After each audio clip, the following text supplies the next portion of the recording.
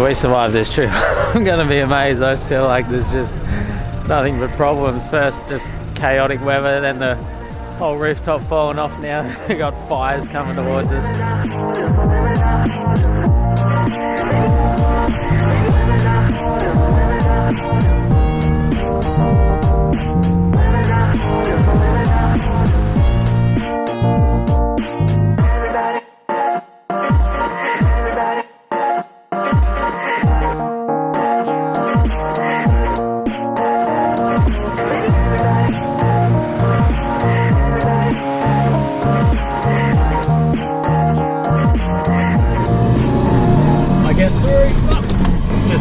Range into it.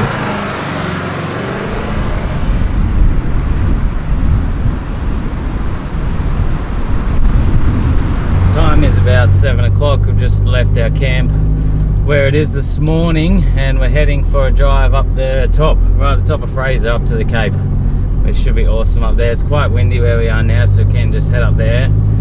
And it is southeast again today, meaning hopefully it'll be nice and calm and protected up there. It's not too far from where we are, but we've got to get past the infamous Ngkala rocks, which is the where everyone gets bogged on Fraser, to see how we go. We've headed off early just to escape the wind at camp and before the crowds get up to Ngkala rocks and makes it harder and harder to get through.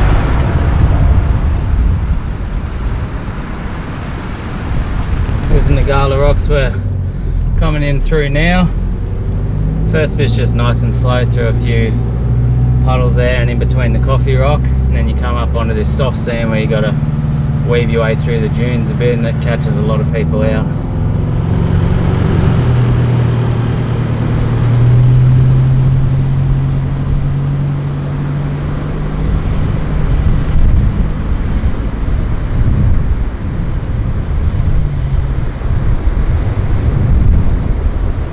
Just go back. I'm gonna have to like get a bit of a run up.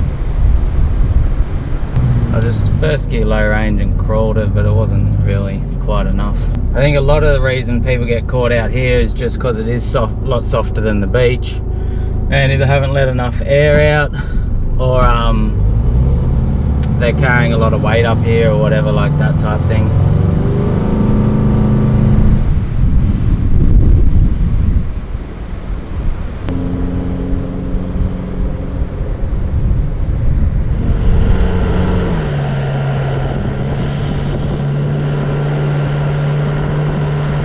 It definitely is soft. I'm at 15 psi and it's doing it, but it's borderline.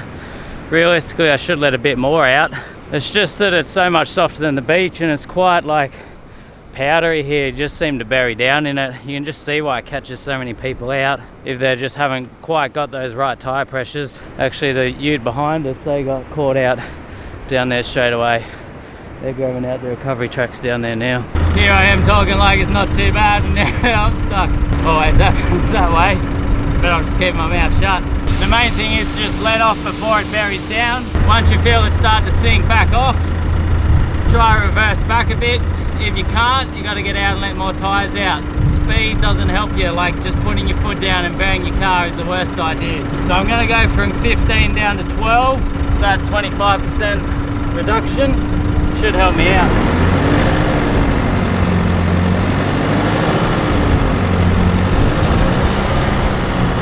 That's so soft, slow moving back. I might have to let more out. What if the car explodes? Is that bearing the car or? No, it's slowly throttling backwards.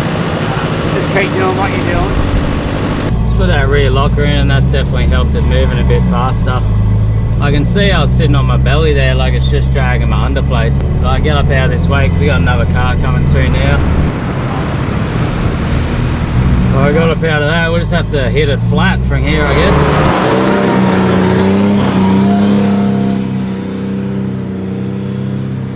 That's soft. Oh, big time. But I was always talking about how it's nothing that hard here, but yeah, I've been through it a few times now and this is the worst I've ever seen it. That's down to 12 and it's only just crawling out. It didn't help that I pulled up right here to reset the camera up, and then when I tried to get going again, I just didn't have this momentum. Oh, here we go, we'll try this again. Wonder whether to put the rear locker in. Maybe I'll put the rear locker in. Second gear takeoff. Oh yeah, we definitely got some more momentum now.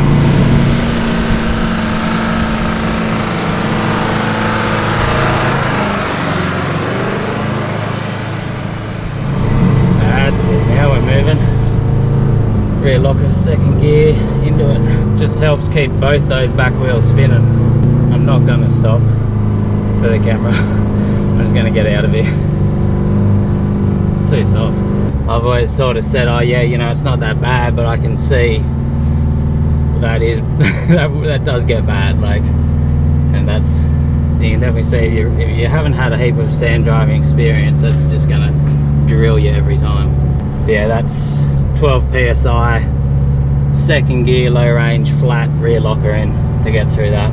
That place in summer or when it gets super busy would just be absolutely chaotic, because that's the only way, like up and down this beach, you got to go through Ngkala rocks, and you know, you get a couple of people bogged in there. What do you do?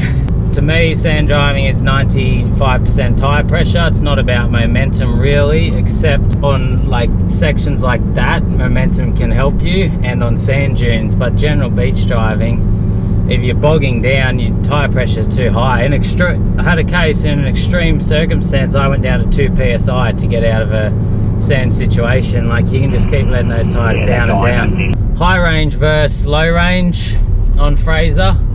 I generally just stick to high range 99% of the time. You know, that's fine for all your inland tracks and beach driving and everything. I only use low range if I need to in an extreme circumstance like that Ngkala rocks, or I'm just going through like a really soft bit, or I got to, you know, get up over something. Then you can go down to low range, you know, third and fourth gear low range will really help you. I'll make the rest of this beach drive and get up to the top of Fraser.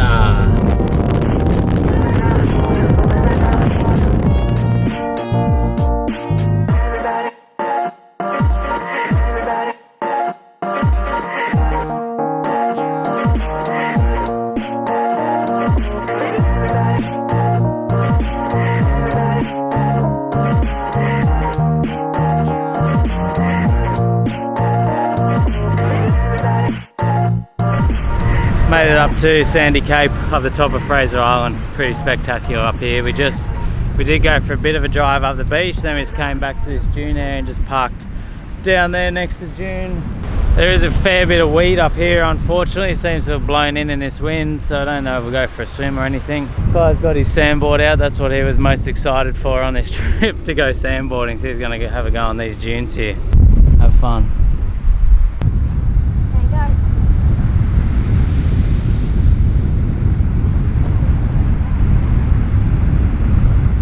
This dune is actually massive, and that's a long way down there, and it just went flat all the way down. How was that? Was that fun? Did you get wrecked at the bottom?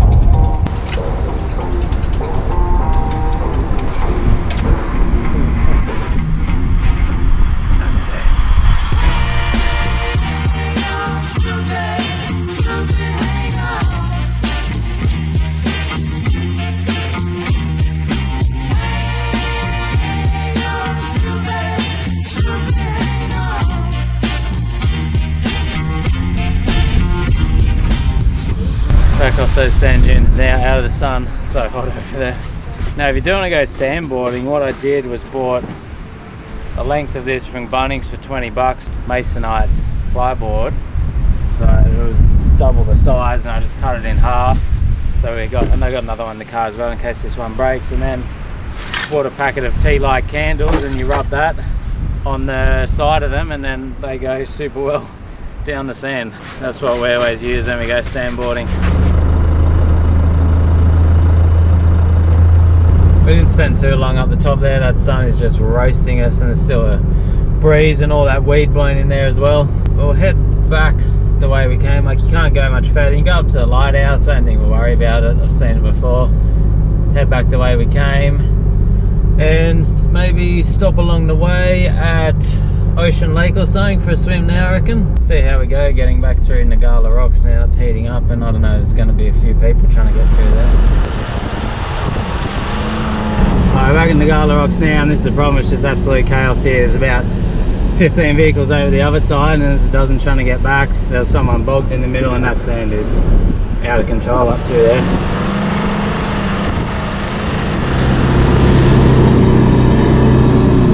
I get through. Oh, geez, a little bit bumpy. Just the gear low range into it.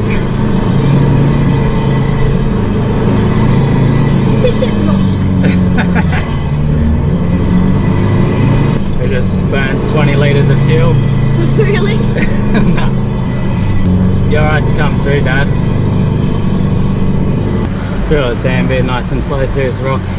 Coffee rock soft now. That was a lot of fun. It's definitely soft out there. Oh man, that's soft, especially once that 30-degree sun gets into it. This is Ocean Lake. We ducked up in here for a quick look and cool off. The water's not super nice looking, but it's still fresh water. It'll still cool us down. Have a swim here and then a nice shady picnic area there to have a little bite to eat.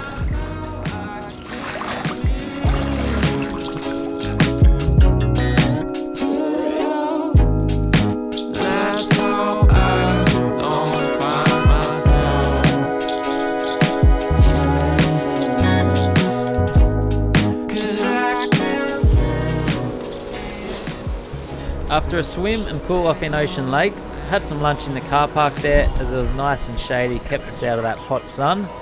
And then after a couple of hours, we made the drive not too far away down to Waddy Point, which is just absolutely beautiful there. We grabbed the paddleboard out, had a bit of a paddle around, had a swim and set ourselves up for an absolutely spectacular sunset.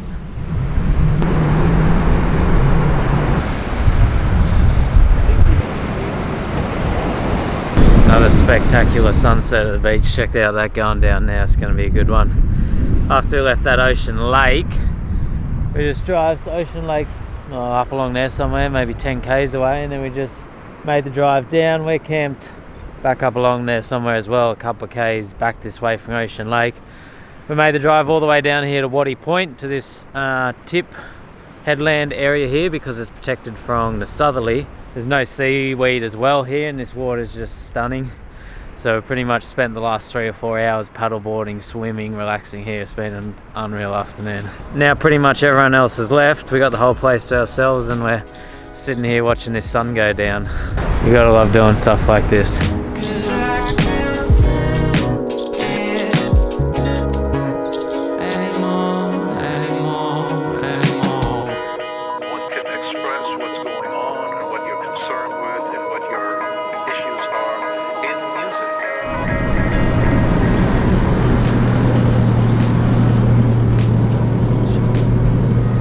Back at our camp spot this morning. That wind has dropped off a little bit, which is good. The ocean's just so noisy during the night, like you wake up and you just hear this roar. I'll do a quick run through of our camp setup. I'm running the latest and greatest ground top tent from Drifter, but I do actually love this rooftop tent. It's just better when it's on the roof of the car, not upside down on the ground in the rain because it fell off. But one interesting thing that I did think from doing this is if you were going to come to somewhere like this and set up base camp for a week, you could just take your rooftop tent off, because these only take 5 minutes to get off, and then set it up somewhere, and that way you don't have to have it on your vehicle. So that is one thing we did learn. And one other handy thing that I got before this trip, because there's an LED light in there. I got this for 20 bucks from Coles, like a little power bank, and we've been plugging that in overnight in there, and it gives us heaps of light in the rooftop tent, ground top tent. Guys in there reading Harry Potter, up to nearly finished the second last one, and you got one more to go. Hey, I got a few different chairs. I got these 2 old ones which I always keep in the back of my ute, and then I got a couple of these new Drifter ones which Dad keeps in his car. Dirty clothes bag from Crash Pad. It's good because you can just chuck it in the back of your ute, it's weatherproof. And then in the back of the ute I've just got the alley box for all my kitchen gear, a couple of blue tubs with all my clothes and all that in that one, and this one's got tools and recovery gears and all that. Fridge over there, the 50 litre Waco in the back, 40 litres of water. And then in the back of the car I just got a bag over the other side. I got my camera bag in there, a couple of food boxes. These are really good, these Nebo flashlights. It's got them on charge. You got like a magnetic one which you magnetize anywhere, which is good. It's used around camp, and then it's got a head torch as well. Over here we got a clothes drying rack. You pay about $1,300 or $1,400 for these, but they are good for drying your clothes at camp. You know, we've got Kai's shirt drying up there now, and they're nice and light. They're only about 20-30 kilos, so they're not hard to take away with you. Dad's just got the single crash pad swag, and then he's got it on a drifter stretcher as well. He loves having it on the stretcher. He says it's so much better than when he was having it on the ground. And then he's got heaps of room in his car because he's just on his own, so he uses the back seat for storage. Got a stand-up paddleboard on the roof, and then he's got the drawer set up in the back here. It's super handy. You got a pull-out drawer. You got your table on top, which you can actually pull all the way out and set up as a table. It's got legs underneath it. Undo that latch, the 40-litre angle on there. Then he's got a lithium setup in the back as well, the same as me, the Victron and Safari gear. So he's on 99.9% from it using power overnight.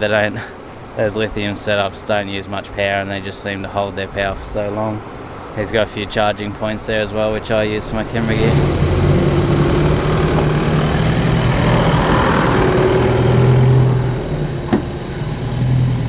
We just left our camp set up there again today. We probably would have liked to have moved, but it's just too much of a hassle moving that rooftop tent. We just head up to Orchid Beach. From there you head out the back of it, and we're heading out to Wathumba Creek over the west coast. So basically got a fair decent drive through the inland track, maybe about an hour. I think it's like 20-ish k's or something, but you just keep in mind with these inland tracks, they're rough, bouncy, slow. You can only go about 20 k's an hour. It's beautiful over here, and it'll be nice and protected and offshore because the wind's onshore on the coast again today. Had nothing but onshores this whole trip. It's crazy, like this whole track through here has all been burnt out as well. It's just nothing but burnt destruction through this whole thing.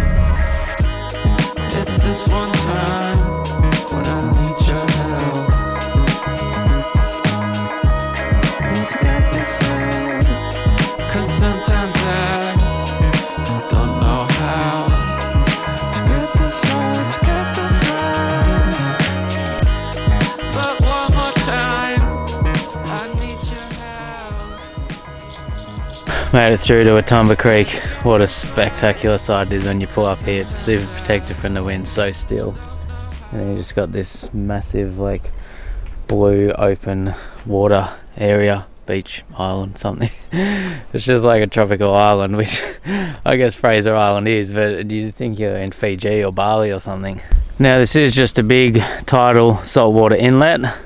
You can see the tide's quickly running out now. All that sand's starting to show. Low tide at lunchtime in a few hours, and then you can only drive up and down this sort of 300-400 meter stretch of beach here. So it's up to there, and then up down that way as well. It just goes into like mangroves and like muddy, I don't know, muddy mud flats, just like that real soft sand stuff and mangroves and that you can't get through, plus you're not allowed to. There seems to be a few people camped along the beach here, and then you got also a big bush area there you can camp as well, with picnic tables and toilets and all that.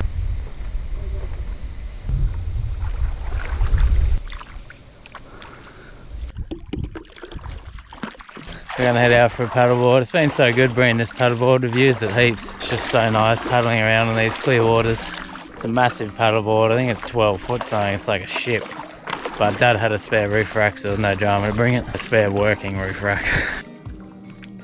How beautiful and peaceful is this? I just can't get over this water and sand on this Fraser Island. Especially over the west coast, it's just next level. Oh, check out the stingrays. They're coming to see what we're doing. Don't fall off on them. Oh, and there's a massive sea turtle. We've spotted a big sea turtle over here. We're gonna go check it out. There's a big turtle. Well, not that big. He doesn't want to be our friend. He's swimming away fast.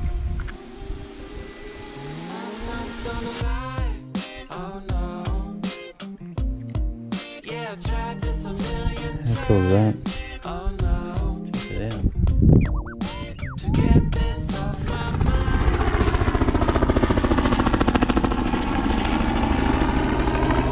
Dad's just having a fish on there's a little river flowing out, and then the edge of the bank here having a fish for a flathead.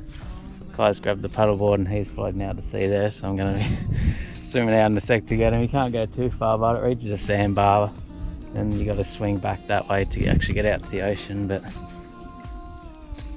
Hey Kai, see you later. I'll have to run around the sand and meet you over there. Gotta go get Kai. You made it. Go together. Have fun? Yeah. What a spot, but how nice is it?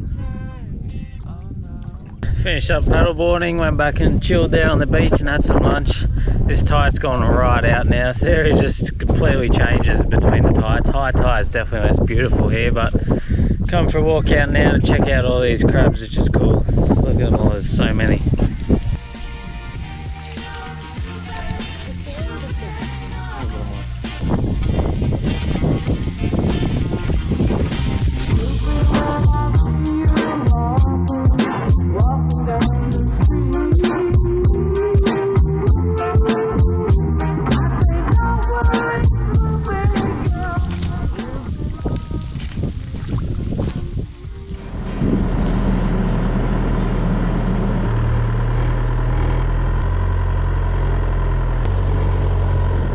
Backed up there and we're heading back over the east side now. Not sure what we're going to do yet, we'll have to work it out when we get there, see what the winds and that are like. Obviously on a trip like this there's not as much four-wheel drive filming and stuff like that because you're just driving sand pretty much the majority of the time. You know, there's nothing that much changing that you can film compared to out the bush or something. It's more just about the checking out all the beautiful sights and awesome places and that. There's the champagne pools right now, which as Kai said is way less cool than he expected. Yeah, I've seen like a different pool that look just way better. So it'll be way better than that. There is a lot of sand in there at the moment, so there's not a heap of water, but it will get more as that tide comes in. But the water comes crashing in from the ocean into these pools in there, makes the whitewash champagne. A big tsunami coming at us. Wow, look at this one. No!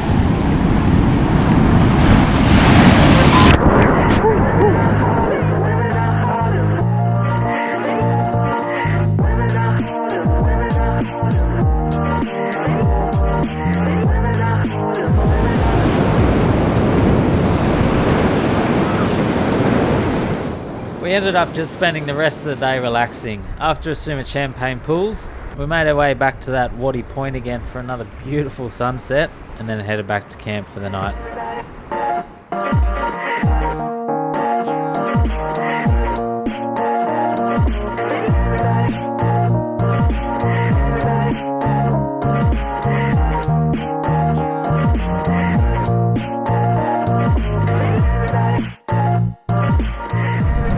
Packing up our camp here this morning, and then we're going to start making our way south back down along the island. Today will be probably our last day on here, so not too sure what we're going to do yet. We may go check out Lake McKenzie and that because we didn't see that.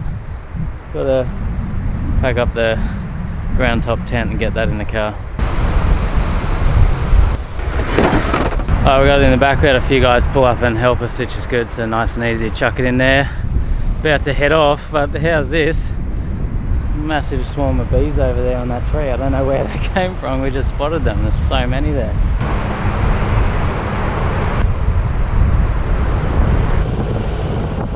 From there, the plan was to start heading south back down the island through Indian Head and then a big beach run all the way down. Because we were heading home the next morning, we didn't want to be too far from the ferry. A couple of freshwater creeks along the way to give the underbodies of the car a nice little rinse.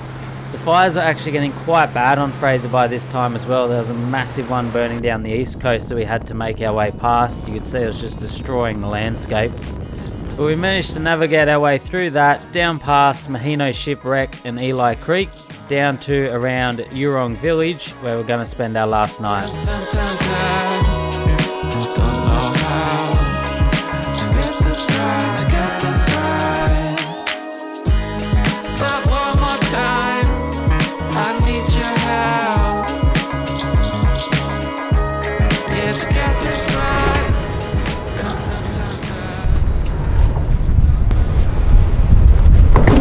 Made it through to our camp. We're just camped at One Tree Rocks, which is about 2/3 of the way down that main beach run down towards the ferry, which we'll catch tomorrow. Set up nice and early, dump that off. It's only a bit after 11 now, but it's easier than driving around with that all day. And now I can actually get in my back to access my fridge, and we have some lunch in that here and relax for a bit.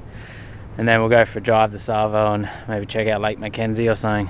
There's heaps of beach camps just up, and our beach camps are the favourite. You do have the main camping areas at certain places. We prefer the beach zones, and they're basically just 2 to 3 kilometres or whatever, whereas just spot after spot, you know, kind of back up off the beach a bit. Then you can just come up in them and find a nice spot to yourself somewhere. There's not that many people around them really.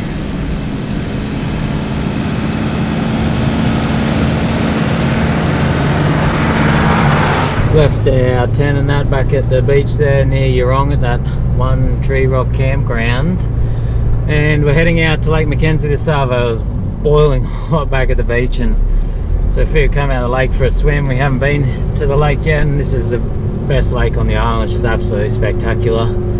Fair drive out there from the beach, and these, you know, inland tracks are rough and slow. It's nice and cool out here at least though, and this rainforest is beautiful. Keep going and we should be at the lake soon.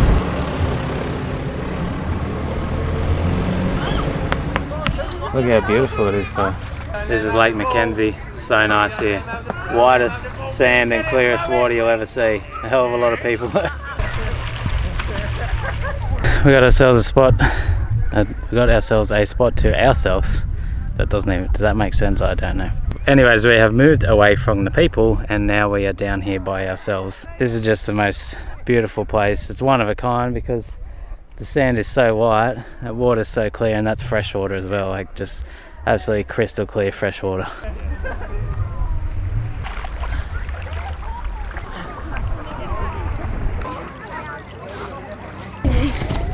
Swim out to me. I am.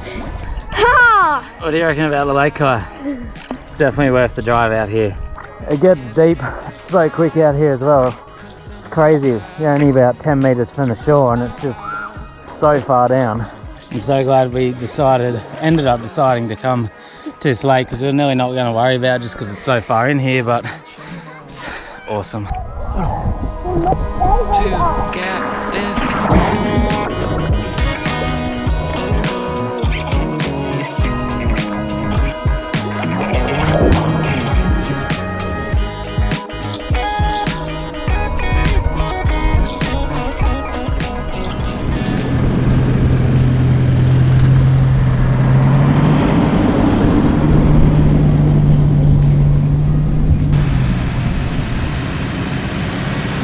Lake McKenzie is one of Fraser Island's most well-known and popular spots, and with good reason. The place is just absolutely beautiful.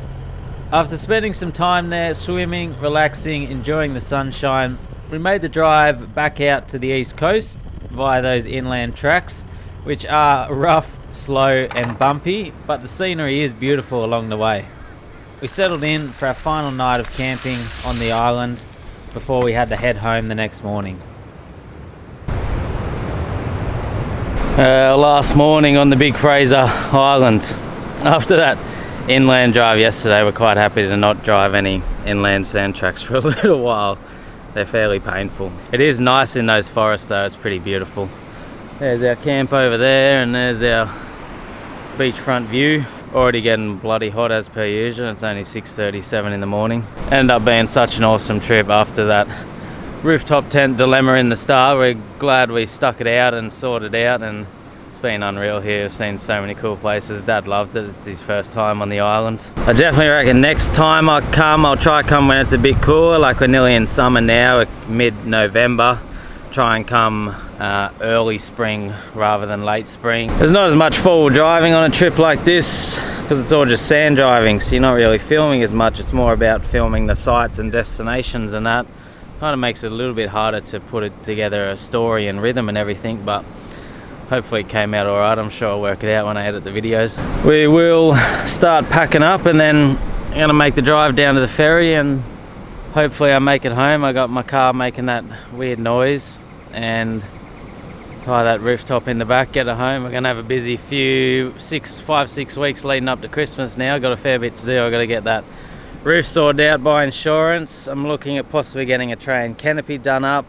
I got to get that noise fixed. I got it booked in the mechanics. I got a few other bits and pieces going on, so it's going to be busy. If you're doing to support these videos, then you can jump on over to Patreon and give a couple bucks per video. It makes a massive difference in helping make these possible, putting towards the time involved and all the camera equipment and everything else. And I do once a month a behind the scenes video on there as well, like a trip information video, give all the details about where we went and all that extra knowledge. We'll start packing up and then make our way out of here. We arrived. Excited for the holiday, Kai? No, cool. We had that. I pulled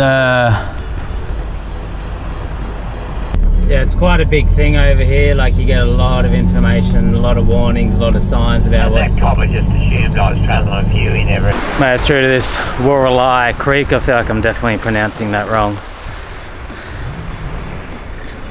I look like I'm living. I look like I've been a little bit of salt off. So beautiful out in that water. It's so nice out in that water. It's crystal clear water, white sand, crystal clear. But unless you're gonna, you know, keep cruising on this beach and